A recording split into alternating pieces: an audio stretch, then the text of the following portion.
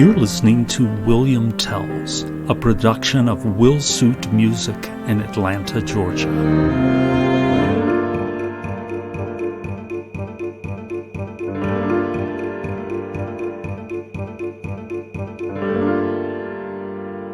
Well, hello, my friend, and welcome to another episode of William Tells.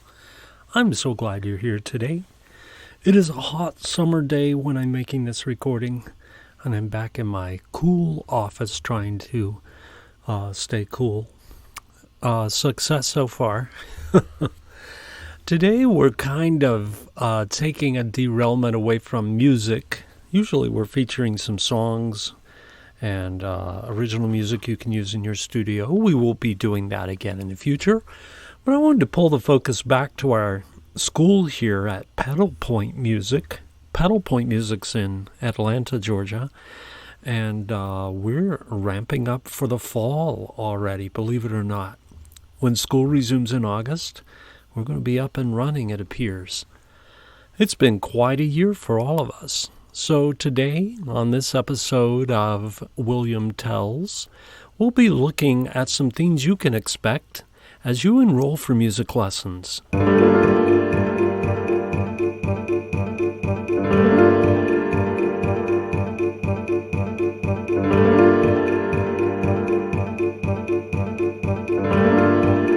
The last year or so has been quite a dramatic time in all of our lives.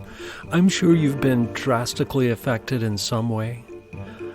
We've all lost, and whether it be jobs, loved ones, time, experiences, everyone has lost during this terrible time. And it's very sobering how fragile life can be, isn't it? But here we are now, beginning to ramp things back up, as it were, and get back to some point of normalcy in our part of the world. And I hope wherever you're listening, that's beginning to happen as well. I know it's going to take a little time, but here we're able to resume in-person lessons, and that's been so exciting. We're taking careful protocols, and we'll talk about that later in this episode. And trying to be a safe environment for everyone coming. No one really knows how this will go, but it looks good so far. Excited about it. And as the school year begins, so does the music school year here at Pedal Point Music. So today we're going to talk about a few things. We're going to talk about finding an instructor, setting some goals, committing to lessons, learning about policies and protocols, and then becoming a big supporter of the student. And in the end, we expect results. Today on William Tells. Our first topic is finding an instructor. Now, I know people listen to this that are far away from Atlanta or have no intention of ever engaging Pedal Point Music. I'm perfectly okay with that. But maybe you'll find something in our program that you can use in your own or look for in another program. So we just try to be informative and speak from where we are when we're on the air here.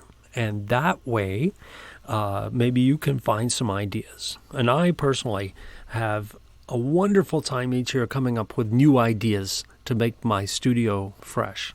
In fact, my students are always surprised when they walk into their first lesson in the fall because something's always different. This year, they're going to be in a different room. So, actually, they've been in that room before. I think I've had every room in this school as a studio, and now I'm back to the one that seemed to work best right before the pandemic, so that's what they will find when they get back to lessons in the fall if they've been away for the summer. But find an instructor. Not all instructors are alike, and we actually take pride here at Pedal Point Music in offering different types of instructors, not just different types of instruction, but different types of instructors, because you're going to meld with a personality. And you're going to have to trust that person to guide you on this musical journey. So find an instructor that you feel a connection to or that you can learn from. That's most important. If you're studying piano, let's talk from that viewpoint for a moment, and it's your very first time, then you want to find someone that you can feel comfortable with, first of all. Now, feeling comfortable is only part of it. That person needs to know how to take you from where you are to meet your basic goals this first year in music. So ask questions. Call a school up you're interested in and say, hey, can I meet with an instructor and kind of find out if they would be a fit for me? Most schools now offer a complimentary first lesson. We do here. So it's really just a time to get to know the instructor and for the instructor to get to know the student. Take advantage of that. Go in and if that instructor doesn't seem to be quite a match, and you may not be able to tell the first 30 minutes or so, but you should be able to get an idea of how they teach or what they're going to do for you. Ask, is there another person? Be polite. Don't hurt anybody's feelings, but I'm looking, so I want to interview some other people. I appreciate your time. Do you have another instructor here I could also speak with? And just do your research. And then once you find someone you click with, make sure you understand how they operate. And we'll get into that with policies and stuff in a moment. And that's something you're going to be able to work under. You want to grow. You want to start meeting goals that you'll set for yourself. So make sure that person's going to be the person that knows the path that leads to those goals.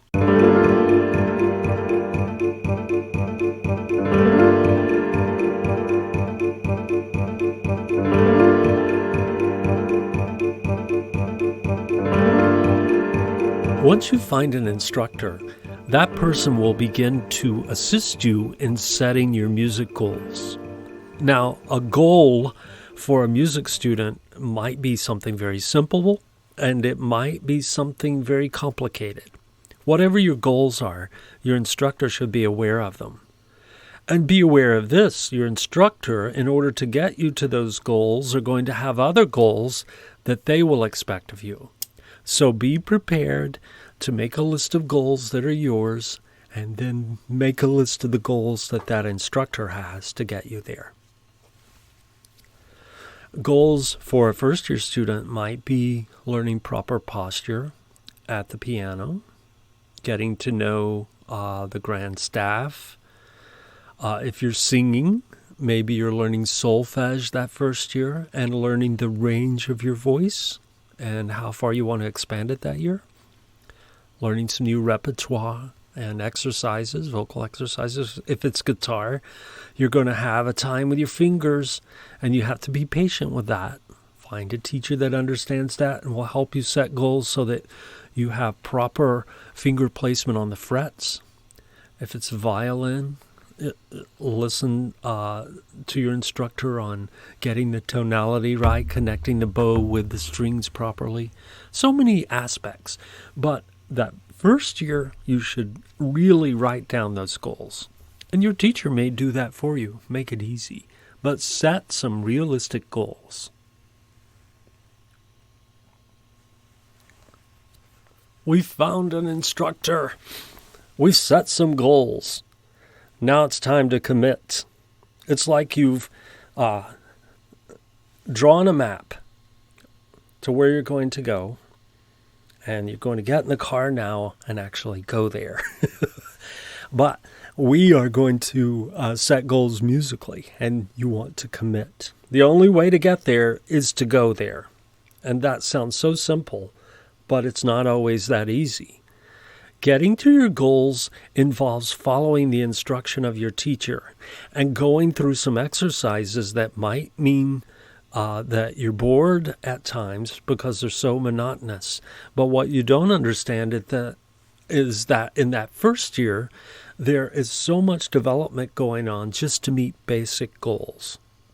It might be, if you're at the piano, it might be that you're learning to use your fingertips and keep your wrist level, to sit properly at the piano, to gain independence and use of your fingers, dexterity, and get on your fingertips.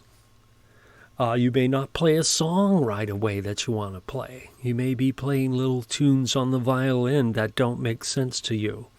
You may be plucking at notes that don't sound very much in tune on the guitar, or singing a silly exercise that you wonder how to ever get to your goals if you're singing this silly thing. But those are the things you have to commit to. Weekly, you have to commit to a regular lesson each week, and you have to commit to regular practice. On average, that lesson is only 30 minutes. 30 minutes. That goes by like that. 30 minutes of lessons, and then you're off on your own. So that 30 minutes is a time to gain knowledge and set a plan for the following week. The real work begins when you commit to daily practice. Daily practice. So some parents ask me, how long should my child practice? Well, I think that's the wrong question.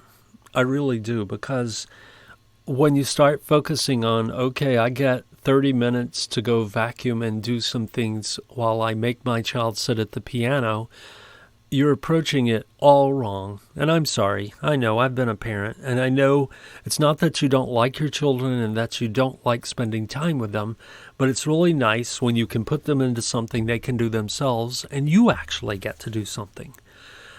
Initially, you can't look at piano, violin, guitar, voice. You can't look at those lessons that way. You need to be in tune with what they're doing in there. Even if you don't know what they're doing, you need to try and gain a sense after a few weeks of what's going on.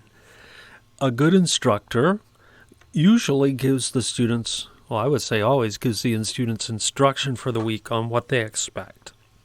And so your child should have in front of them, and it might be in your email box, so go look, a list of things to accomplish each day when they sit at the piano. Now, if you start saying, okay, here's what you're going to do, practice for 30 minutes.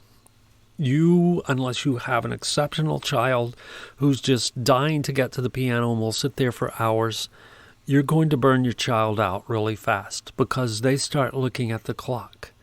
Time to children is much longer than it is for us. So 30 minutes can be an eternity. Don't set a time. Set goals. Sit them down at the piano and say, okay, today we're going to work on this, point to it, highlight it, whatever, this and this. And if you get stuck, I'm not really sure what you're doing, but I'll help you figure it out. And if we can't figure it out, we'll ask the instructor. But the idea is that the child or the student, you may be an adult doing this, is committing to that time of doing, and I said time, is committing to that list of things to do. And they don't notice the time then. They just notice I'm doing this. Now I'm doing that. So be realistic in your commitment to lessons and practice. And at your next lesson, I'll bet you'll have a good review and be ready to go to the next part.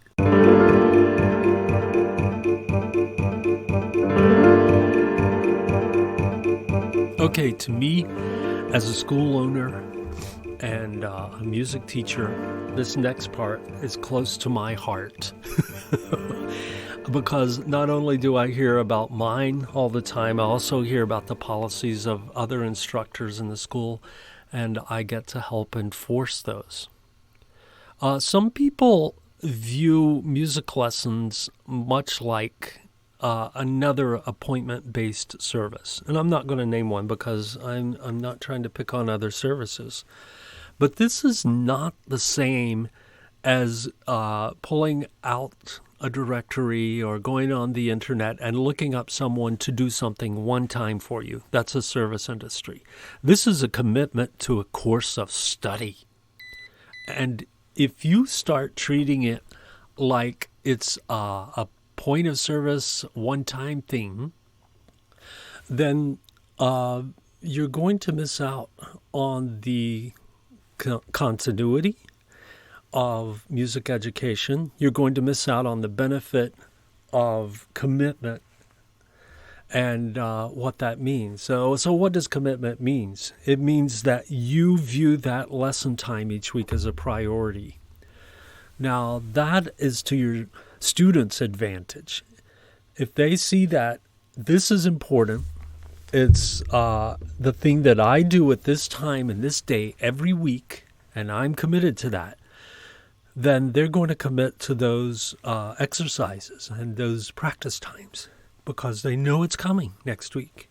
If you give them an easy out and treat it like, well, if something better comes up, we'll do this, you're cheating your student. And I'm going to flip around and talk to the teacher side of this too. And you as a client need to understand that you have committed to your instructor's calendar. You've committed to being there for their course of study, and you've entrusted them to carry out that course of study. Now, if that's not happening, that's another issue. But if you're following the course of study, then you're going to be there and make a priority each week. And don't make excuses, and don't expect your instructor to spin on a dime because your schedule changed or it's inconvenient. There are going to be times, don't get me wrong, there are going to be times, and I think we've all learned that this past year. There are going to be times when we all have to be flexible and do something out of the ordinary or change the schedule or reschedule something. But on a week-to-week basis, you cannot expect that you can call up and switch things around on your instructor. They have other students besides yours that they're dealing with, and it's not fair to them, and it's against the policies you agree to. Our policies here at the school are general. We try to do a blanket, but we get very clear about some things. One of the things that we're all pretty much in agreement on is on missed lessons. If you cancel a lesson here within 24 hours, there's no guarantee that there's a makeup at all. In fact, most of the instructors say there is not. And yet, it's interesting how many people just assume they can reschedule. But think about it. You've committed to that time. Your instructor was there. It's a course of study. If you missed a class at school, they're not going to reschedule the class and have you do it. You have to make the work up, but there's no makeup lesson there. Well, why should there be here? Now, if you know in advance you're going to be out, your teacher probably has a policy that says if you notify me more than 24 hours in advance that there's a conflict and that's a day you can't make it, then we can work something out. And you should follow that policy. It's not fair to call up and try to negotiate and change policy because you chose to do something differently. And that's blunt, but you'd be surprised how much that happens. Music lessons are very serious to us. That's why we've opened this school, and that's why we've committed our time to helping children and adults get to know their instrument and to enjoy the world of music. So take your time to read the policies. Protocols. Well, that could be also part of the policies, but let's talk about protocols. That's how we behave. If you walk by my studio sometimes, you'll wonder if I have any protocols because I like to have fun. Oops, I said the fun word. But I like to have fun with my students while they're learning. I do expect them to accomplish their goals and follow my instruction, but we laugh sometimes and we have fun with the music. But let's get a little serious about the school and how things work when you come to your lesson. You should not arrive, now that we're post-pandemic, and in some cases we're kind of still in it, you should not arrive early to your lesson. You should be there right on time and follow your school's instructions. Here, our instructions during the pandemic were very strict, and at the time of this recording, they're still somewhat strict. You're supposed to stop at the door. You do not enter until an instructor greets you, takes your temperature, and shows you to your studio. You should go straight to your studio at your instructor's request. Wash your hands first. Wash your hands or sanitize them thoroughly, and then go to your studio and stay there, and then leave immediately after your lesson. A music school is not a babysitting service. It is not a child care place. I'm sorry. I love those places, and I used them when I was younger, and my daughter uses them for her kids. But the music school is not one. It is a place for music instruction. And when you're in the lobby of that music school, you should be quiet and follow the protocols in place. If they have a mask protocol, don't argue about it, because most children aren't able to be vaccinated. So some music schools still have a mask policy. Wear one. And if they have a mixed use, like in our country, in our state, the CDC has said if you've been vaccinated, it's okay to go without a mask in most situations. Find out if your school follows that protocol. If they don't, please respect them, because they've thought through this and agonized over how it should be carried out, and just follow it. And it'll be to everyone's benefit in the end. And finally, to sum all this up, read the policies. Just because you don't read them or don't have time to read them does not excuse you from following them. There's usually a separation clause in there if you decide lessons aren't for you, and you should not expect an exception in that, because it's not easy to fill a slot always immediately, so you're expected to carry out a notice when you quit.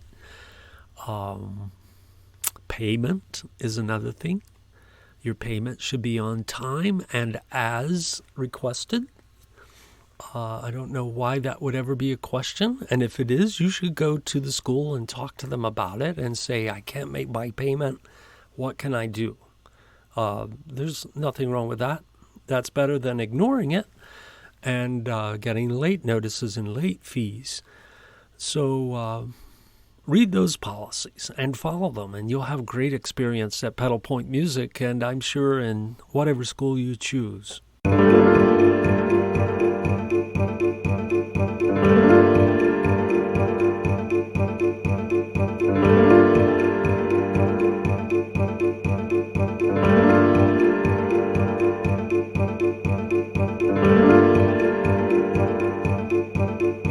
Okay, I have to get to one more point here.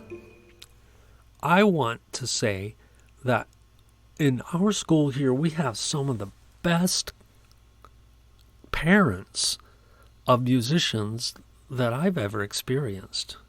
And that's not nice to say. Some of my former students, if they hear this, will be, oh, what about my parent? Well, maybe I'm thinking of them too, but they're not here right now. So I'm just thinking about my interaction is rarely negative with anyone here. Everyone's so accommodating and polite, and here's the big one, encouraging. They're really interested in seeing their children enjoy the study of music. In my own studio, I attract sometimes a student that doesn't want to perform. That shakes up a lot of music teachers. I'm not one of them. If they're interested in studying music, it's good for them. They don't have to perform, and I don't require them to perform in my recitals. I do ask them to come to them and enjoy the music and see what they can hear in it. But I never require anyone to be a performer. So you should encourage that in a child. Don't traumatize them by forcing them to perform for your family or perform for a public event. Let them do that when they're ready. And if you want to encourage them, fine. I'm not going to tell you how to parent. I'm just telling you, as a music instructor, I don't really see that it's always necessary that a student be a performer. That being said, a student still needs a lot of encouragement. And the biggest encouragement comes from home. Of course, they're going to appreciate a teacher that they don't know saying, wow, that was great. You played that very well. I felt like I was actually in the mountains when you were playing that song, The Mountains. That just encourages a child. Well, it does from you too. So when a child plays a song for you or sings a song for you, actually take time to listen to it. And don't be a critic. You're their parent. You're there to encourage them. If they're having an issue, don't let them know. Tell your instructor and ask them if they can deal with it diplomatically. And then go back to your child after each practice that you experience and say, wow, you really seem to be enjoying that. I really like hearing you play. I'll tell you a story, and I think I told it on a previous podcast about some music. I have two people. There's more than two, but there are two people I'm thinking of at a moment, and they're related. My mom and her sister.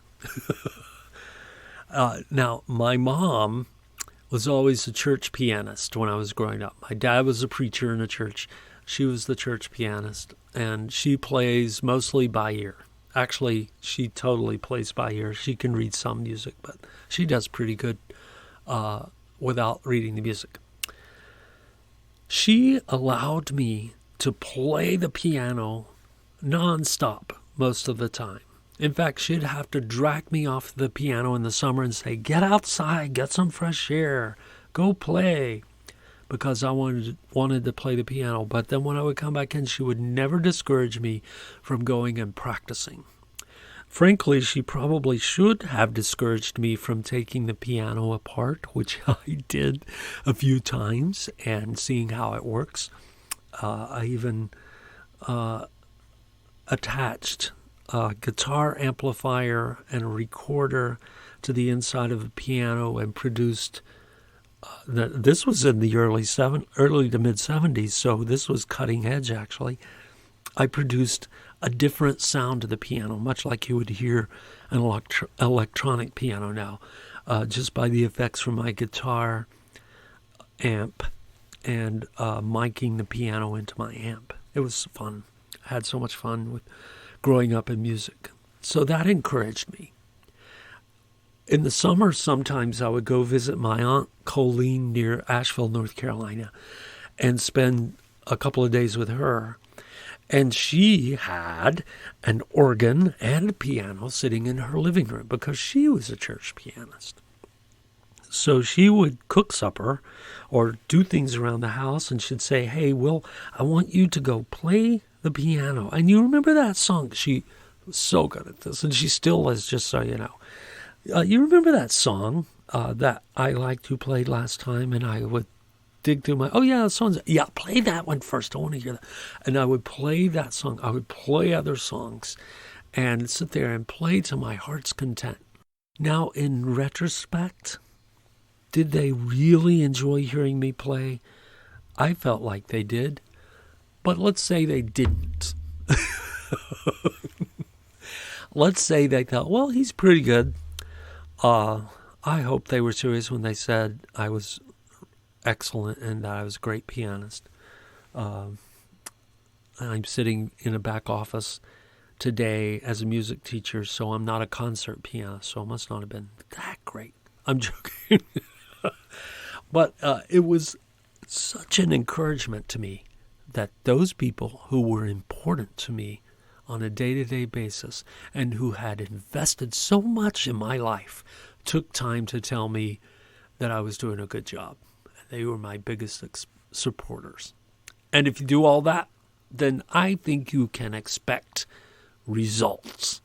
Results, that's what we're after. Being able to play or sing and enjoy the world of music.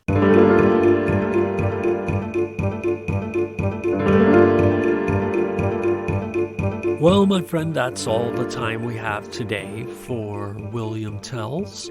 I hope you found a few things that are good for you. If you have any questions about anything we've discussed or an idea for a future topic about music lessons, you can write to me at Will, W-I-L-L, at willsuit.music.com.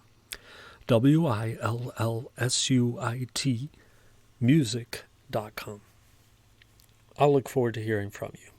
Until next time, remember that music is the constant voice beneath the progressions of life. You've been listening to William Tells. William Tells is a production of Will Suit Music in Atlanta, Georgia.